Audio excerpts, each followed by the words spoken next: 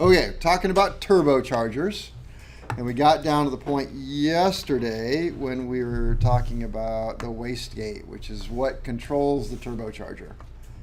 So the wastegate controls the turbocharger, but there's other things that control the wastegate. So you got to look at things that control the controllers, control the wastegate controls the turbocharger. So we got to talk about that. So where we are is D. There we go. 3 basic types of wastegates.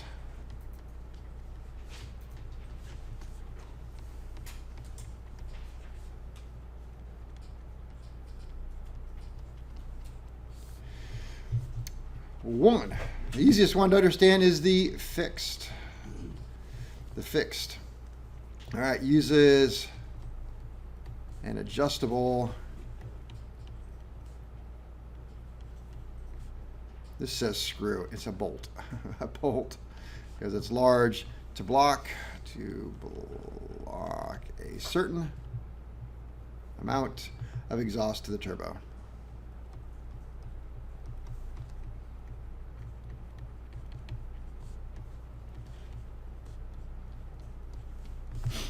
So in your Y,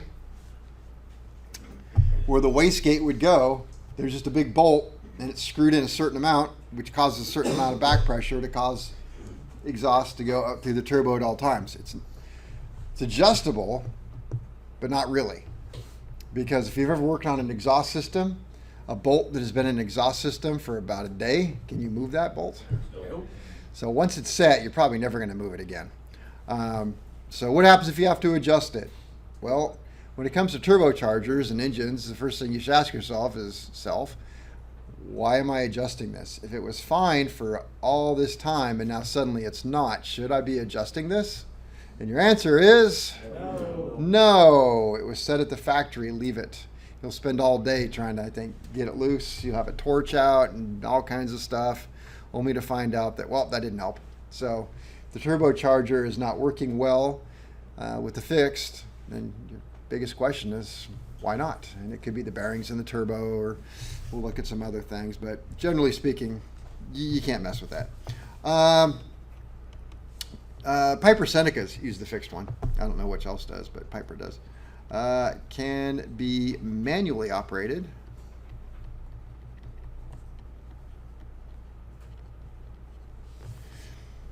So there's several different ways it can be manually operated. One way is just to add another knob right next to all the other ones. You'd have throttle, boost, prop, mixture, something like that. I flew with a guy one time in a manually operated, I don't know, 206 or something, I forget now, but Cessna.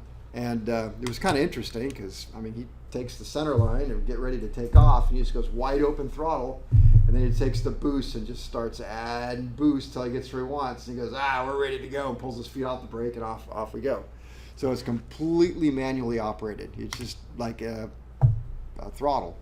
But you got to be real careful, and you got to monitor that at all times. So that's one style of manual. So it could be pilot operated push-pull cable. It could be one that's interconnected to the throttle.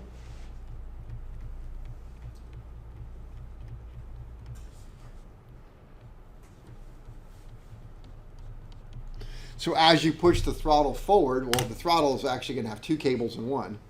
One's going to go to the fuel control unit butterfly valve, and the other one's just going to go to the manifold, or the wastegate. So as you add throttle, it's going to open the throttle and close the wastegate and bring on the boost. So it'll be pretty sensitive. You got to be real careful with that, but you could have something like that. We'll look at that.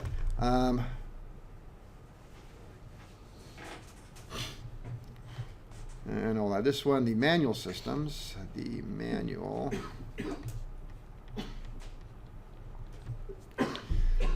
systems use a pressure relief valve.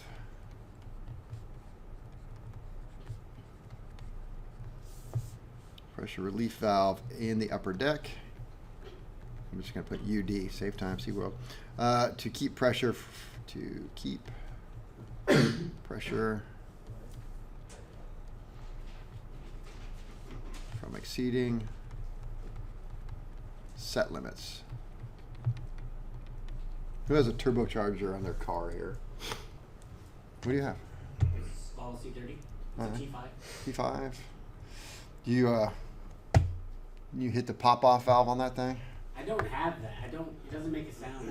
I don't know much about them, to be honest. Because his turbo is the size of it's like this big, dude. It's like not even there. But you guys know what I'm talking about? The pop-off valve on some, blow-off valve. Yeah.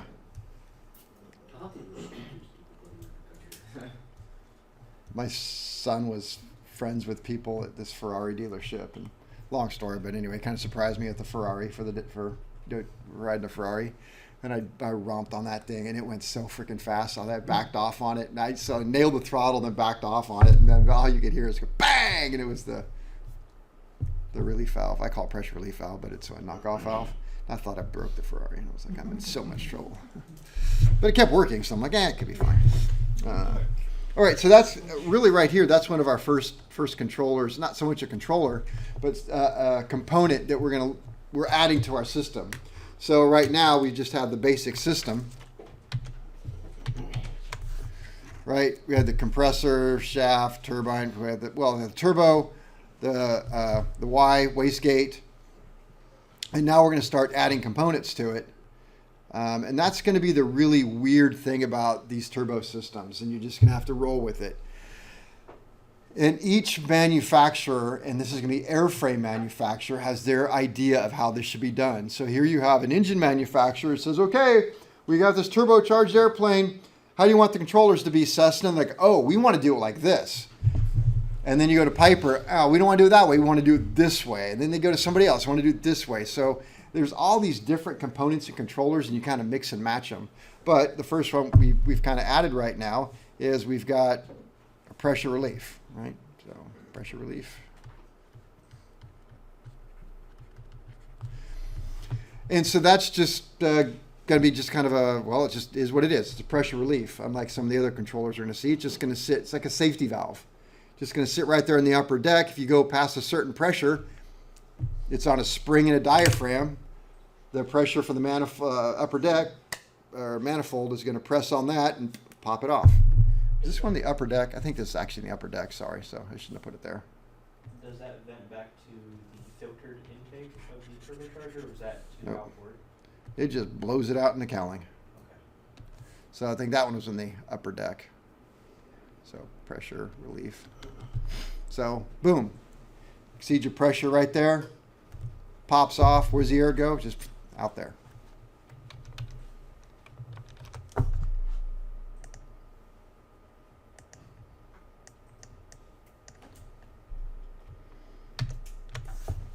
Let's see. So manually operated systems. So you have the fixed, a manual, then the automatic systems.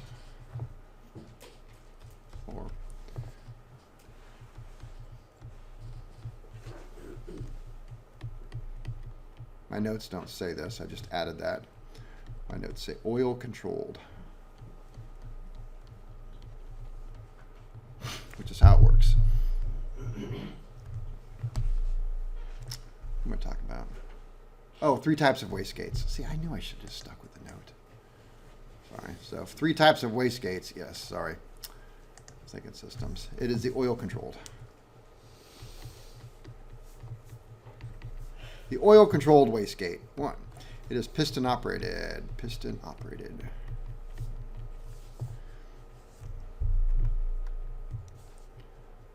2.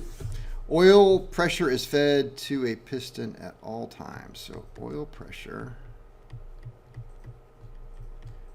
is fed to piston at all times.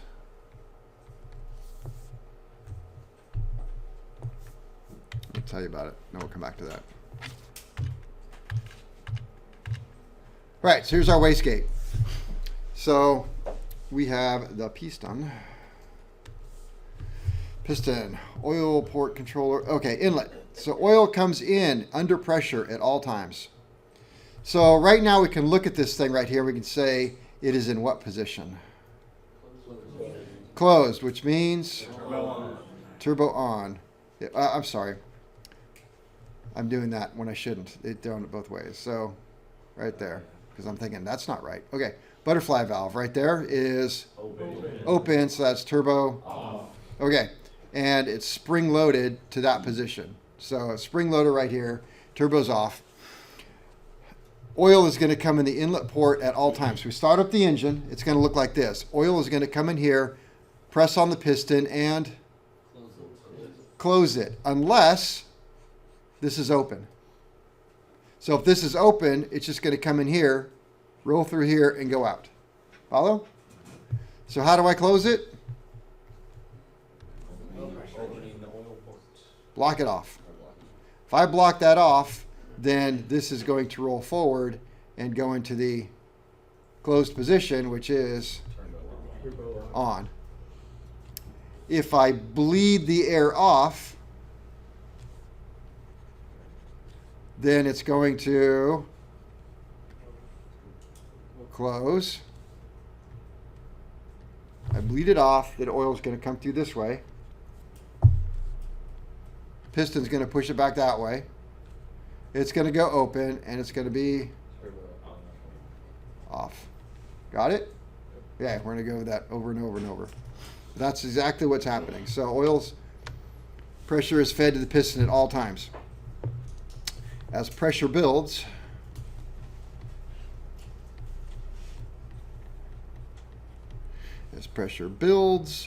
wastegate does what? Closes. Which is turbo on.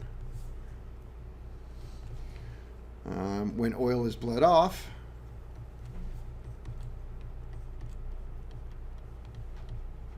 wastegate opens. That is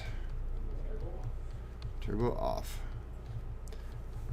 Pretty simple, right? Now all I have to do is control the oil. Understand that the position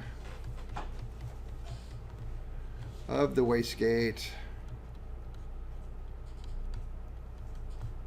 is variable. So don't think in binary terms. It's either on or it's off. Because number one, it's never off. Can't be. It'll ruin it. So it's always turning. The wastegate can never be fully closed because, and if it's fully closed, that would be on. So the wastegate is never fully closed, even though it's turbo on, because it can stick to the wall. So it's always going to have a gap because it's a hot air. And the turbo is never fully off because it can't have uneven heating on it. So, this is actually what I wrote next. So I'm right on track. Huh? Because if you stopped it from moving and you had hot air blasting on one turbine, a section of the turbine, you'll get uneven heating and it'll crack it. Oh, you mean if the turbo's off? Yeah, it never turns off. Oh yeah, okay. Yeah. All right. That was actually my next point, which was awesome. Wastegate is never fully closed.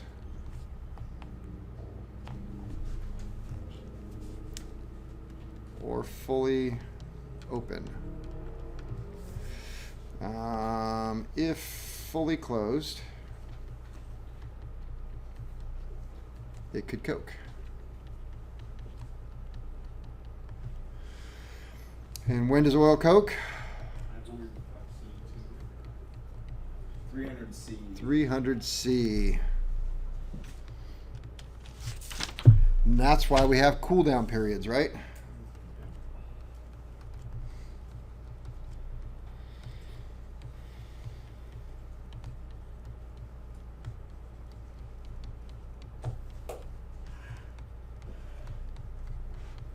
That's why cool down periods are important.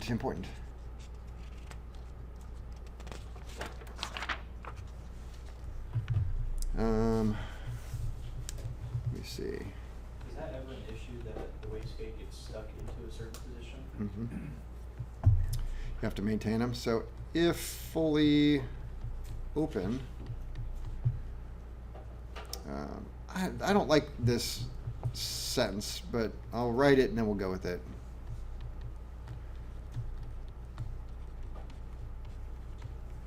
Turbine does not turn and is unevenly heated and is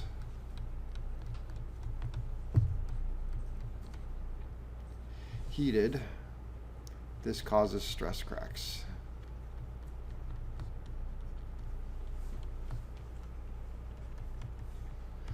So I say that, but I don't really know that if the straight up and down, fully open really provides, I guess it would depend on the system, if that would mean that all of the exhaust is wasted and nothing goes to the turbo and the turbo doesn't move at all. I don't think that happens. But just be that as it may. That was the sentence I got out of there, but you know, as I think it through, just kind of got to use your head. So I was also thinking that with it fully closed, everything's going to the turbine, and I remember you saying oil only cokes when it's not spinning. Wouldn't it just be spinning all the time? Or is it just because all the heat is going there, it's going to eventually reach that temperature? Well, it's like, where do I start with that? So the oil is different. So it's two different oil paths. Mm-hmm. So one is going to go through the controllers and the wastegate back to the engine. Gotcha. Another one goes to the turbine wheels and back. Oh, okay. So think about two different lines. That was a good thought there. Yeah, two independent oil systems. Yeah, because you couldn't do that. It's like, well, you couldn't put it all in series, controller, actually come out of the engine, go wastegate, then turbine, controller, and then the controller shuts off the oil and the turbo's like, oh, I got no oil now. So no, you got to have a separate path for that. So You're saying it's fully closed, the oil coke. You're talking about the oil coke in the controller? Yeah, The yeah. wastegate, not the. Yeah. Obviously. Oh, not the bearing of the. No, not this whole That's different. it. Yeah. That's a whole different oil path. Oh, but they said there was something about one of the things you put on the little articles about understanding a turbo said that one of the ways to remove that coke is by tapping on the shaft of the turbo, and they even say like, and I mean it, tap. Just do it while you're flying. Yeah. Yeah, there's a little hammer on a string in the cockpit. You just pull it. Ting, ting, ting, ting, ting. No, but I mean, so does that oil coke too on the bearing? Yeah, that's where it's going to coke. Okay, so. Okay, two different systems. I don't want to use the word systems because it's not, but Components of the system. there's two totally different circuits was a good one. So you got to think about it like this. Like this bearing right here needs oil. Okay, so that's going to, I don't know, go to the engine. There's oil in, oil out, back to the engine. Got it? Okay, then you have the wastegate, which is a whole nother system. So that's going to have a, God dang it, stop it. Oil's going to be fed in from another spot and then out and go through controller, and then back into the engine like that. I could have drawn it with two different colors. Okay, so wastegate closed. That means that the oil on the shaft will not, on the turbine is not going to coke because that's spinning. But Okay, on the let's wastegate- back up. See that right there? The oil. You got oil coming out of the engine, Yep. goes to the turbo bearings, back into the engine. Done. That's the system right there. That's how that turbo gets its oil. All right? So we can talk about that coking.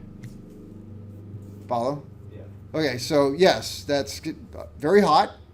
And if you get this turbine really, really hot and then shut it down, then the oil is going to pool up right there with this very hot turbine wheel and coke up. Well, if we land and then idle for a while, and this is going to turn very slowly. Most of the exhaust is going to go out this way, but it keeps turning, but it's slowly, so it gets cooler and cooler and cooler. Now we get it down below 300 degrees C, and then we shut down. What happens to oil here? Nothing. It's fine. Follow? Okay. Now we've got this whole other circuit going on here. There we go. And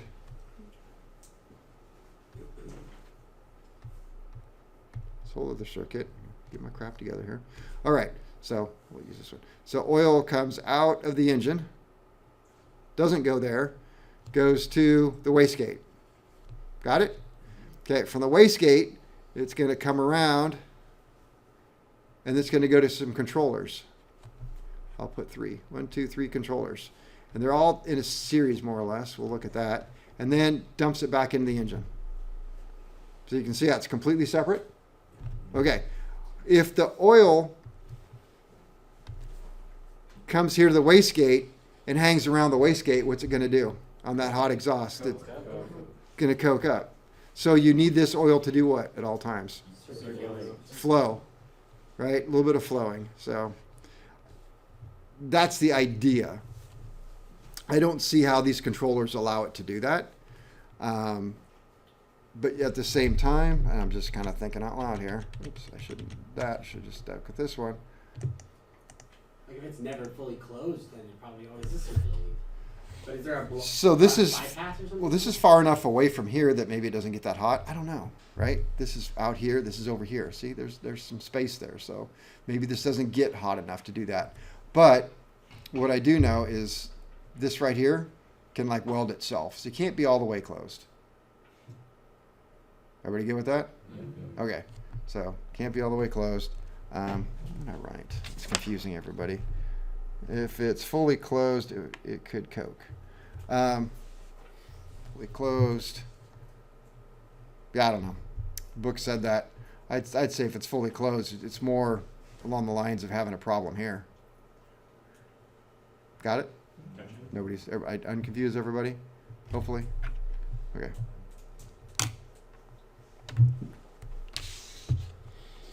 I would think maybe not enough oil is flowing through there because of those controllers that you mentioned beforehand. The controllers. Well, we'll look at the controllers and we'll kind of figure out what's happening. We'll kind of make a determination. How's that sound? All right. So that's what's going on. Now let's talk about the actual systems and how these. We already talked about the fixed system. Done. More or less talked about the manual system. Kind of now we're going to see a little bit. And then we'll talk about the automatic systems or the systems. The systems. Let's talk about a particular Lycoming one first. Then we'll talk about a different Lycoming system. Then we'll talk about probably a different Lycoming system. And so they have the most. All right, so Lycoming. Oh, and I'm just going to warn you, don't get too hung up on this because there's so many different systems and they use the same names to do different things. So you're just going to have to roll with it. But if you can understand the basics, then you're doing pretty good. Okay, so it uses the same basic components. Uses same basic components. What are those components? The basic building blocks of this system. Compressor. What's the turbocharger. Yeah, turbine, compressor. Okay, we go turbine, compressor. Now we're going to combine them into one thing. It's called the Turbocharger. turbocharger because it's all in one housing. Okay, so we got the bolt-on turbocharger. What else we got? Wastegate. Got to have all that. Of course, we got to have the piping and all that, but we'll skip all that. All right, and then it's going to use one of 3 systems or more. I just know this one. Okay, we have differential pressure controller.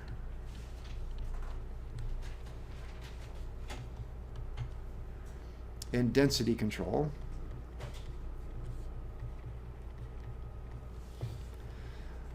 We have the variable pressure controller.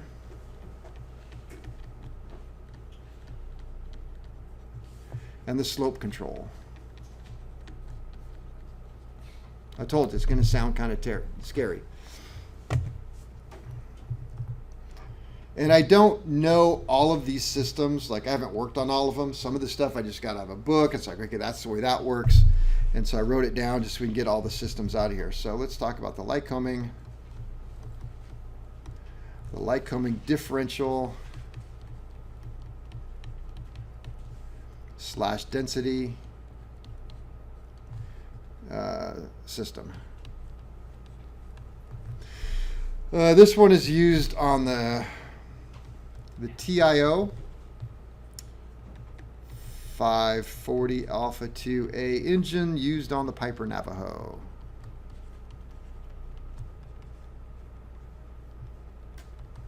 Or so they say. Just for funsies, this particular engine is sea level boosted by 10 inches. What does that mean? 10 inches higher. So it'll read 39. Okay, we're going to read 39 or 40 inches taken off at sea level. It has a critical altitude of 19,000 feet. What does that mean? After that Sea point, level. sea level until 19. So at 19,000 feet, I got max boost pressure. Where's my manifold? 29. So we'll say 29.92, 30. 30 inches of mercury. We're changing numbers, so. Well, if you can say 29, you got to say 29.92. So then what happens after 19? Start dropping. And it starts dropping. So at sea level, it pretty much thinks it's, at 19,000, thinks it's at sea level. Now, something just to be honest with you, I have yet to read anything about this, which would be interesting, is that's some pretty hot freaking air. So can you really count it as sea level, even though you've got the pressure coming in, but the air is 150 degrees or whatever it's going to be? That's hot air. So that's sea level pressure, but not sea level density, right? I don't design the systems, I just work on them, but these are things that I think about that sometimes don't make sense to me. It's like nobody wants to talk about that. And a lot of this stuff, you know, it's salesy brochure stuff. You don't want to write that. You want to say sea level pressure all the way up to 19,000 feet. You don't want to say, you know, you don't tell the truth. Yeah, but it's really only the sea level density to about, let's say, 10,000. You can't sell that. You got to sell this, right? So, let's see. For whatever reason, that's 310 horsepower, 290 without. 290 without turbo. All right. So let's look at the controllers. So, what's that? Oh yeah, that's it. It's turbo normalized though. Oh yeah, I guess. Well, it's ground boosted, but you're going to get that all the way up to 19,000 feet. So they say. Yeah. All right, density controller. Allegedly. I feel like I might have missed some slides here. Yes, I did. Can you just bear with me for a minute here and we'll back up a little bit because I knew there were some slides I should have talked about. So, back up, rewind. What do we got here? This is, so if you can't read down the bottom, the manually controlled system. I feel like there's something missing there, but I do like the fact that it looks like some sort of faucet. So that is about as basic as it can get, right? So through the air filter into the compressor, they're not even giving me a throttle to tell me which is upper deck or which is not. But anyway, there's a pressure relief valve connected to. Upper deck. Yeah, I meant, connected to upper deck in this case, maybe manifold, I don't know, hard to tell, not telling me. I could see how it would work on either side. We'll get into that. Cylinder, then it's going to come through, what is this part right here called? The Y. So pilot controls this. Turn the faucet closed and more pressure is going to go To the turbine. turbine, which means more pressure here. What happens if you accidentally exceed the design limits? Pressure really It'll let you know. Pop, it just comes out of here. Okay? Everybody's good with that? Because if you don't understand that, you're doomed. Because it doesn't get any easier than that one. All right, so here's the inner controlled one. I know, now they added a throttle. This one has no throttle. You start it up, you just go, it sounds like some of you guys running my GPU. You just start it up and it goes to wide open throttle. That's where it is. All right, so here's my interconnected. So air's going to come in the turbine wheel. What is this definitely right in here? Upper deck, all the way up to throttle. After the throttle, it is Manifold. So what safety device do I have on the manifold? Nothing. So I have the pressure relief valve here that's connected to manifold, upper deck on one side, and what is it, pilot controlled or just sitting there? Just sitting there. Just sitting there. Okay, so instead of having a separate little faucet over here, it's just connected with the same throttle. It just says throttle. You push it in, it is going to open this and oh man, you guys are good. Close that. And it boosts and off we go. What happens if you exceed the design limit of the engine for boost? Pop. Okay, so it's kind of up to the pilot to watch your manifold pressure as the pilot brings the power on. If you're limited to say 35 inches and the pilot goes to 35 and has more throttle, can the pilot push that in more? No, then you're going to get into overboost, and that's a whole service bulletin which you have to do the engine. Depending on how long and how hard, it's a complete disassembly, an overhaul. So don't do that. So you watch your manifold, you get to the max, you stop. You start climbing. What's the manifold going to do? What happens to manifold? Until you get 2%. Oh yeah, is it boosted or turbo normal? Yeah, what do we do? Let's say it doesn't matter. Oh, it's gonna drop. It's going to drop because the outside air is coming in, and this is sort of running at a fixed RPM now because we set this at a fixed spot, right? And this is at a fixed spot. We go up and the air gets thinner. There's no brains to this system, so what's manifold start doing?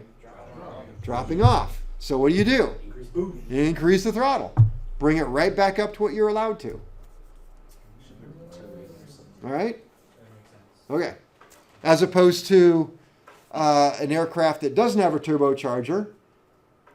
I take off from right here. I mash my throttle all the way forward. My manifold pressure goes to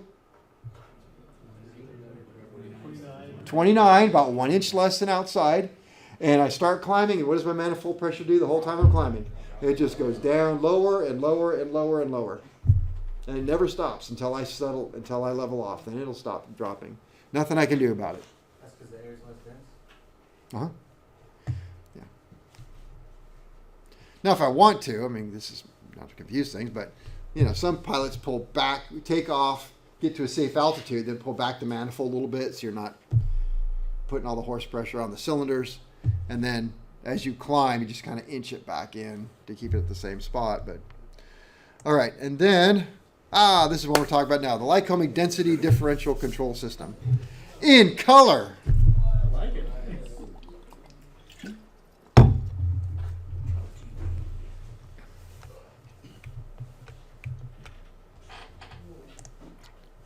Yeah, you see that okay? Okay, so let's get situated here. Air inlet. Oh, I got to get my laser pointer. Laser.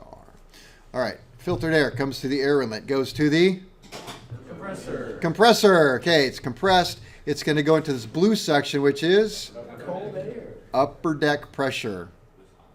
All right, upper deck pressure across the throttle into the manifold cylinder. Now we're in the exhaust down to the Y. It's either going to go to the turbo or through the wastegate. Okay, so it's fine right here. Engine oil pressure inlet. See that? Okay, so pressure from the engine is going to come in through here, into here, and do what? It's either going to sit there or go out.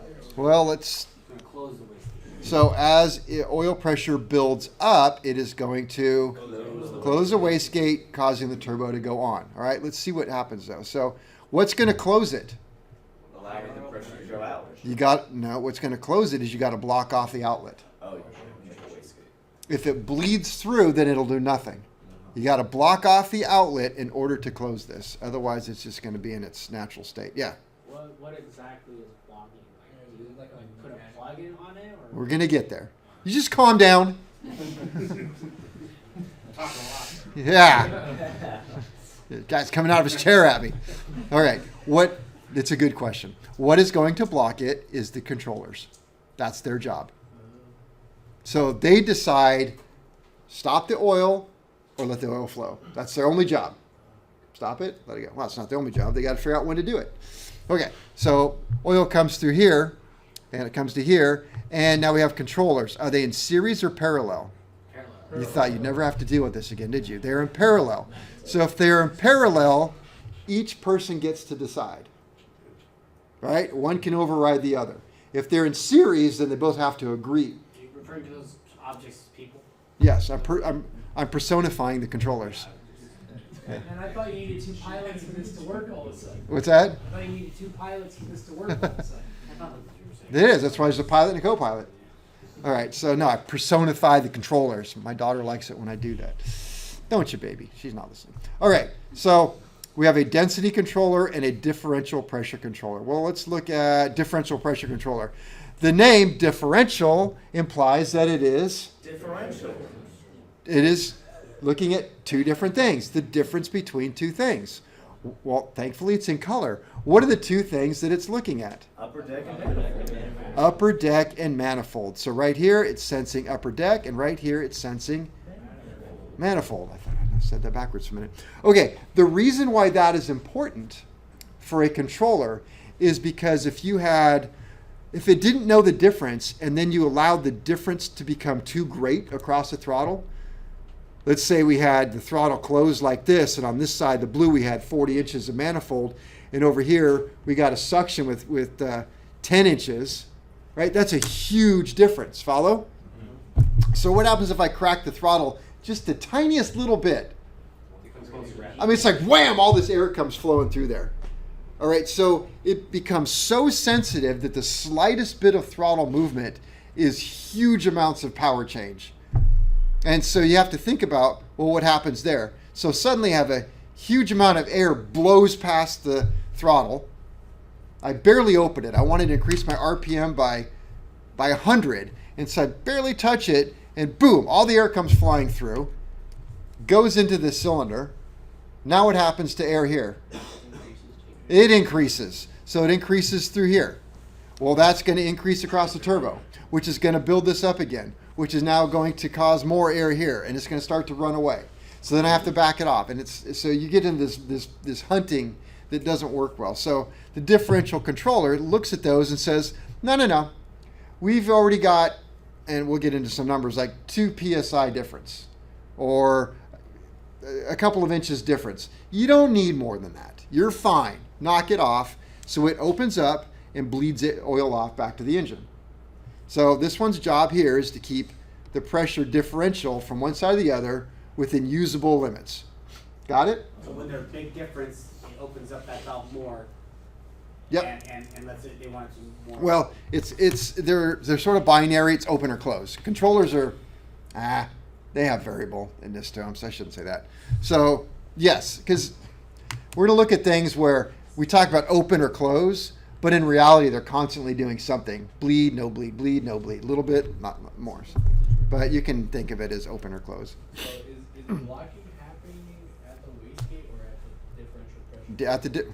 At the differential controller. Okay. See, look at the path. Can you block it here? Can you block it here? Yeah, block here? It blocks it right here, right? No. How about here? No. Here? Here. Yeah. Block it here in the middle? Can it block it here? Yes. Okay, so it's going to block it there. So differential pressure controller is going to look at the difference between the two, and if there's a large difference, it's going to open up, bleed off oil, causing this to open. I know it's hard to do, yeah. Open. A lot of times I pause and ask you because I'll lose it. Open up and bleed off some of the air, slowing the turbo down. Okay? All right, so that's its job. Now, over here we've got the density controller. What do you think it's sensing? Air density. Air density. So if the air density over here isn't enough, it's saying, wait a minute, we're supposed to have a certain amount of density here. I want more density. So it's going to open or close. It's going to block off and say, I want more density. This is too low. We need more pressure, more pressure. I like to think of this one as kind of the always wanting more power. So this one wants more power. And as long as it's not getting its maximum power, it's going to block off and say, I want more power. So at some point, you're going to get to the max density, or let's say it was ground boosted. Again, we're supposed to go to 40 inches. When this sees 40 inches, what's it going to do? Close. Open. It's going to start bleeding off. Whoa, hey, we got too much now, right? So as soon as it sees what it wants as the maximum, then it's going to block off and open up the wastegate a little bit. Follow? Everything goes kind of in circles here, but so density controller is going to be closed unless what? Unless you're Unless it has max power density. So think about it that way. When this has max power density, then it'll start to bleed off, opening this up a little bit and letting more air go this way. Okay, but until it gets that, so now we're sitting here at idle. What's the density controller going to be? Open or closed? Blocking or flowing? Block. Blocking, because Not at max power. it's not. Yeah, it's like, hey, we're not at max power. What's going on? Where is everybody? But the differential pressure controller is like, we're at idle, so it's probably going to be open, bleeding off, because hey, we're at idle. You've already got way too much built up over here on the blue, and not in, for what we got for green. Follow? Yeah. Okay. So density controller. Designed to sense density of air after it passes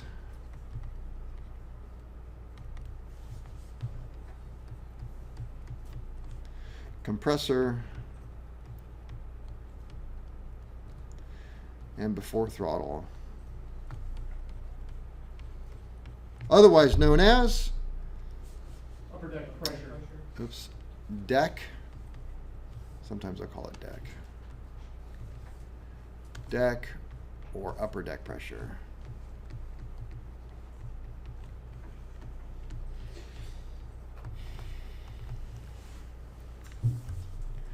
So its job is to provide the quantity of air necessary for full power operation.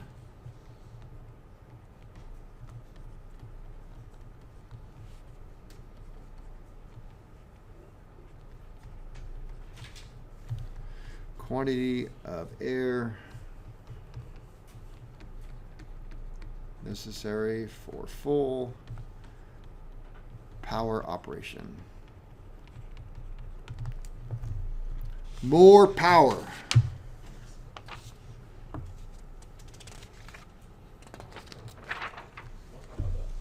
Huh? More cowbell. More cowbell, yes. Oops, I want 3 now.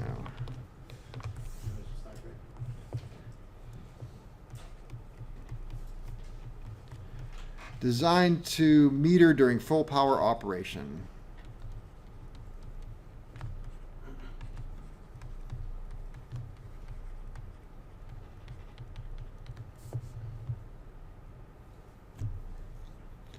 So during less than full power, which one is going to do most of the regulating then?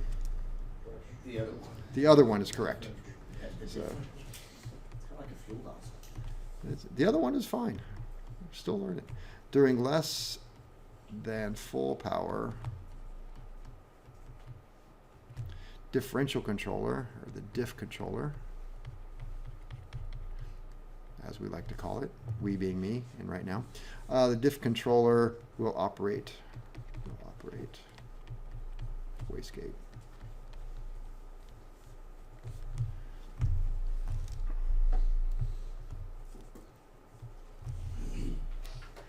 Density. Remember, it's not called an absolute pressure controller, it's a density. So density is measured by 2 items.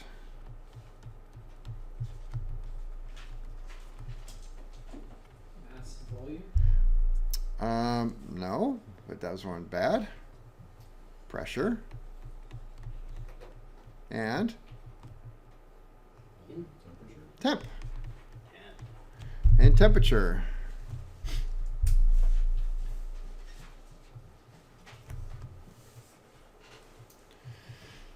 So that tells me that as the air gets hotter, it's going to want more pressure. Because Yeah. in a matter of speaking. Because that's what density is. So let me see. Point 4 uses a bellows filled with nitrogen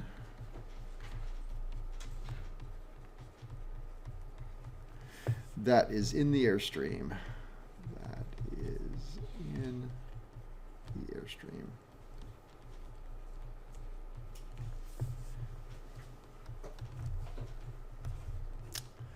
That movement, the movement of the bellows. Let me see, do I have a blow up of that? I don't remember. No. I don't have a blow up of that. But the movement of the bellows is what basically, it's just think about the pressure carbs and the automatic mixture control. You got the bellows with the needle. So same thing, instead of inverted needle, it's just a needle that goes down and blocks a passageway and can come up and unblock it, or inverted, depending on what you have to do. Movement of bellows will either bleed oil, there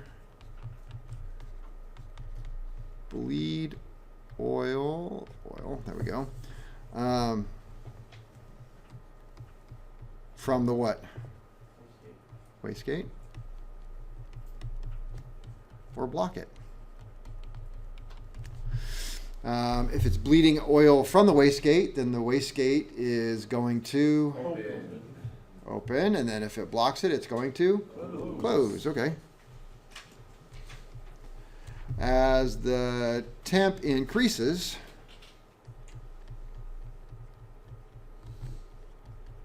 air is less dense.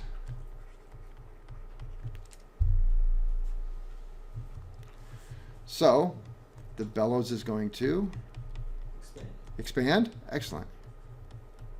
Expand. Doing what with the oil? Blocking it off. Blocking off oil. Wastegate does what? Closes.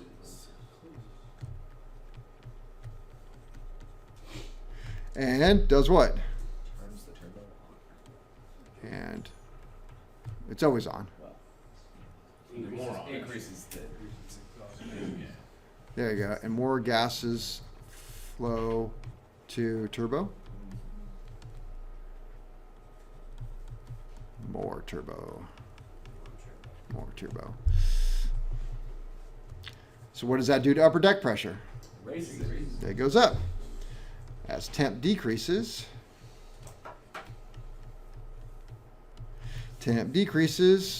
now what? The bellow shrinks. Does engine needs less air because it's more dense. So bellows contracts. And opens or bleeds off oil. Bleeds. Bleeds off oil, wastegate, WG wastegate. Opens. And turbo Slows down. slows. Less turbo. Yes. So, do you know why we always use nitrogen as opposed to any other gas? There's a really good reason for that, I believe it. and I don't know it. It doesn't affect the temperature. There you go. It's also I knew it was an inert gas, and they wanted. But I was wondering Yeah. why that one over. Well, they tried. What's that? They tried acetylene for a while. That didn't work. Propane didn't work as well. Did they try helium? Yes, helium is. It's a lot of. Sometimes helium is in some of these things. Yeah, there was in the PR, the Yeah, PS5. yeah. What's the nerve? And there means it's non-reactive. Like noble gases. It's like, well, I don't know why they don't use argon. Argon's an inert gas. Huh? Argon's inert gas too. expensive, hard to find, isn't it? Argon? Yeah. Not if you're a welder. Yeah. It's like, it's pretty much what we use. Expense is a relative term, dude. Yeah. Okay. I know they use that for firefighting in closed spaces. Argon? Yeah, they like it like for preserving paperwork and stuff. They'll like in library, they have some libraries where they'll flood the whole thing with argon and choke out the fire that way. Very And dense it air. preserves all the paper. Heavier than oxygen. I think they have stuff like that. Huh. Don't be in the room with it because You die. When I was in the Navy, we used halon and CO2. but that was a long time ago, probably before they made argon. Yeah, Thanks. Yeah, BOR.